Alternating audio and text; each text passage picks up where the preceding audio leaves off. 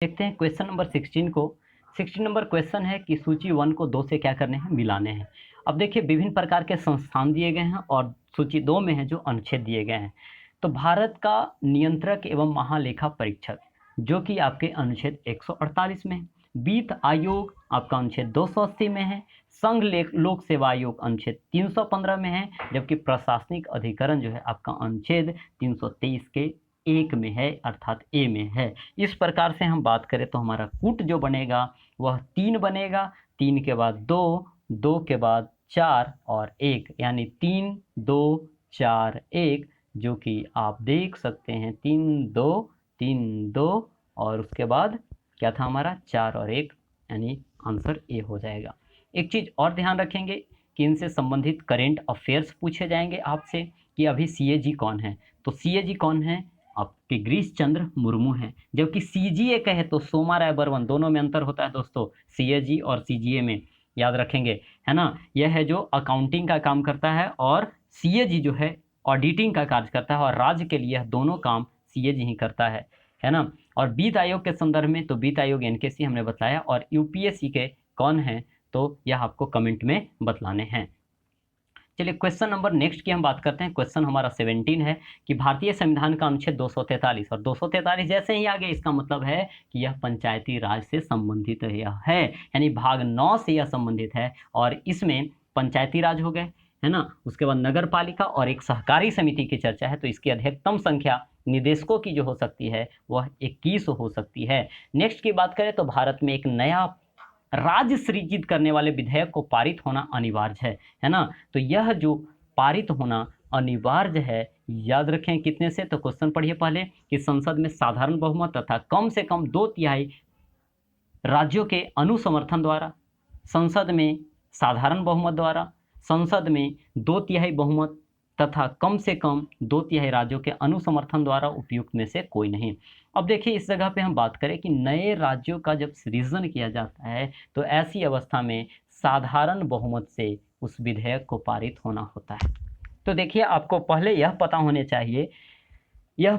चाहिए कि नए राज्यों का प्रवेश होगा या स्थापना की बात करें, यानी दूसरे देश के राज्य अपने यहाँ मिल जाए, तो यह अनुच्छेद 2 में वर्णित है। जबकि अपने ही राज्यों को क्या तोड़ना फोड़ना बंटवारा करना, जैसे आंध्र प्रदेश से तेलंगाना अलग हुआ था, मध्य प्रदेश से छत्तीसगढ़ अलग हुआ था, बिहार से आपका झारखंड अलग हुआ था, उत्तर प्रदेश से आपका उत्तराखंड अलग हुआ था, तो ये सब अनुच्छेद कितना के तहत, 3 के तहत। आपने पढ़ा होगा क्या कि किसे मर्ज कर दिया गया, दादर नगर हवेली और दमन दीव को, तो अनुच्छेद आपका कितना के तहत, 3 के तहत, है ना। तो इस बात को ख्याल रखना है और यह साधारण बहुमत से यह बातें क्लियर हो जाती है। अच्छा अब देखिए एक बातें और आपको क्लियर होने चाहिए कि एक साधारण बहुमत तो विशेष बहुमत क्या होता है। तो दोनों समझिए, पहला की एक ही चीज़ है ना, पहली बात। दूसरी बात विशेष बहुमत, अब देखिए दोनों में डिफरेंस हम करते हैं।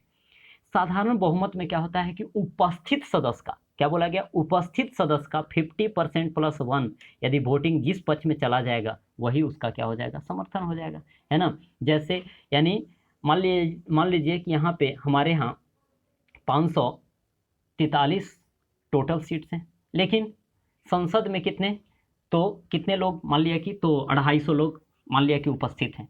तो कहने का मतलब है कि जितना उपस्थित सदस्य होगा तो 250 का 50% यानी 125 + 1 यानी 126 सदस्य जिस ओर जाएंगे वही फैसला हो जाएगा, तो वह साधारण बहुमत है। लेकिन विशेष बहुमत की बात करें तो यह 543 पे काउंट किया जाता है, यानी कुल सदस्यों के आधा से एक अधिक, वह विशेष बहुमत की बात करेगा। इस बात का ख्याल आपको रखना है और बाकी इसमें कुछ है नहीं।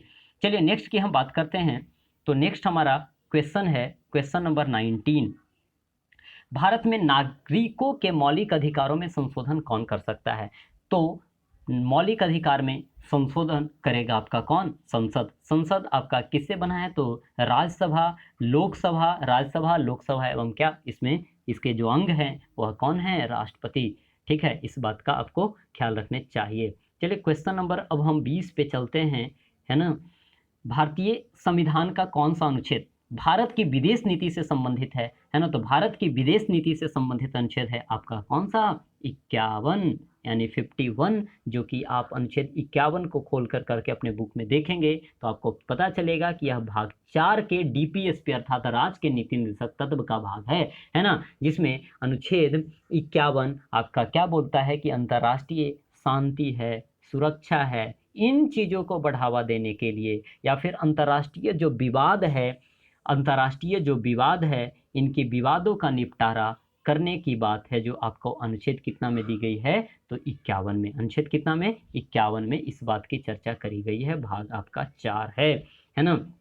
अनुच्छेद 380 तो यह अब कुछ यह रहा नहीं, है ना। यह राष्ट्रपति के संदर्भ में मीन्स विभिन्न प्रकार के राष्ट्रपति से संबंधित अनुच्छेद था और इसे आपको याद रखने की जरूरत नहीं है, यह पूछा नहीं जाएगा इसे, है ना। अनुच्छेद 312 पहले भी हम लोगों ने अखिल भारतीय सेवा की चर्चा किया है, 312 में है, जबकि यूपीएससी बीपीएससी का है तो अनुच्छेद 315। और अनुच्छेद 60 क्या है, तो अनुच्छेद 60 है आपका राष्ट्रपति का शपथ ग्रहण और 61 आपको पता है महाभियोग।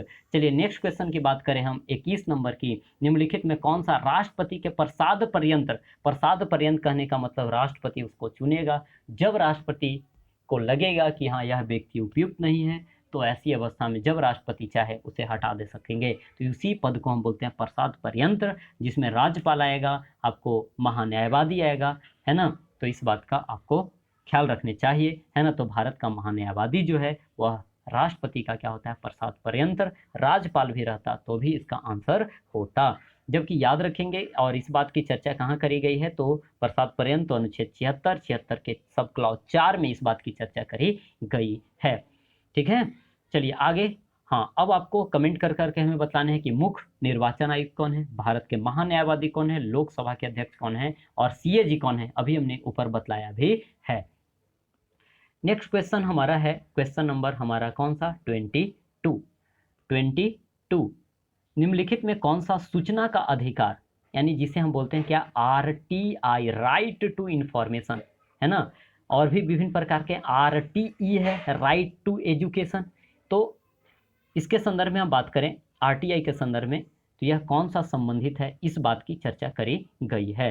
तो यहाँ पे यह जो वाद विवाद के संदर्भ में बातें हैं, तो यह नमित शर्मा बनाम भारत संघ, है ना, यह जो है किससे संबंधित है, सूचना के अधिकार से यह व्यक्ति संबंधित है।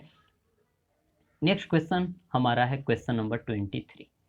क्वेश्चन नंबर 23 कहता है निम्नलिखित में कौन सा भारतीय संविधान के अंतर्गत मौलिक कर्तव्य में सम्मिलित नहीं है। अब देखिए मौलिक कर्तव्य आपको पता होने चाहिए कि मौलिक कर्तव्य हमारे संविधान के ओरिजिनल हिस्से में से यह नहीं है ना। यह भी क्वेश्चन याद रखेंगे। यह मौलिक कर्तव्य को 42वें संविधान संशोधन 1976 द्वारा यह जोड़ा गया और इसमें भाग 4 का क अनुच्छेद 51 के क में जोड़ा गया और प्रारंभ में 10 मौलिक कर्तव्य थे। कितने? 10 मौलिक कर्तव्य थे। वर्तमान में 11 मौलिक कर्तव्य हैं। यह मौलिक कर्तव्य आपको 11 याद होने चाहिए। यदि आपको यह याद नहीं रहता है तो इसके संदर्भ में आपको समस्याएं हैं दोस्तों, है ना। अभी देखिए ऑप्शन आपको एलिमिनेट करना आपको पता ही नहीं, है ना। चलिए देखते हैं अब क्वेश्चन। क्या देश की रक्षा करना एवं राष्ट्र की सेवा करना, यदि आपके पास लूसेंट है तो उसमें भी आप निकाल सकते हैं। देश की रक्षा करना चौथे नंबर पॉइंट में भी आपको मिल जाएगा।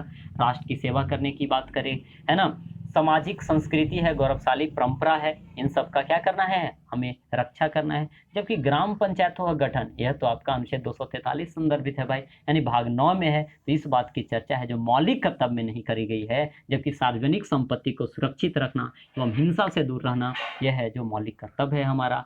साथ में 6 से 14 वर्ष तक के बच्चे को क्या करना, मुफ्त, यानी मीन्स माता पिता का कर्तव्य है, गार्जियन का कर्तव्य है कि 6 से 14 वर्ष तक के बच्चे को क्या कीजिए, आप शिक्षा दीजिए।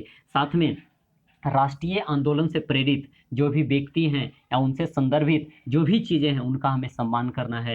राष्ट्रगान का सम्मान करना है, राष्ट्रीय ध्वज, राष्ट्रगान, इन सभी चीज़ों का क्या करना है, हमें सम्मान करना है। राष्ट्रीय एकता और अखंडता को बढ़ावा देना है। भ्रातृत्व अर्थात बंधुत्व की भावना को बढ़ाना है ना। फिर महिलाओं का सम्मान करना है।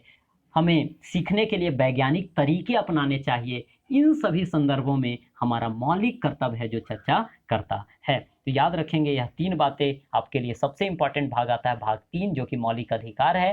भाग 4 डीपीएसपी, राज्य के नीति निर्देशक तत्व, और 4 का क जो है मौलिक कर्तव्य, यह आपको याद होने चाहिए। चलिए क्वेश्चन नंबर 24 हम देखते हैं कि संविधान के निम्नलिखित अनुच्छेद में से कौन सा एक उपबंधित करता है कि मत बराबर होने की दशा में लोकसभा का जो अध्यक्ष है वह निर्णायक मत देगा, है ना। तो निर्णायक मत देने का अधिकार आपको पता होगा, गणपूर्ति के हिसाब से अनुच्छेद आपका 100 है।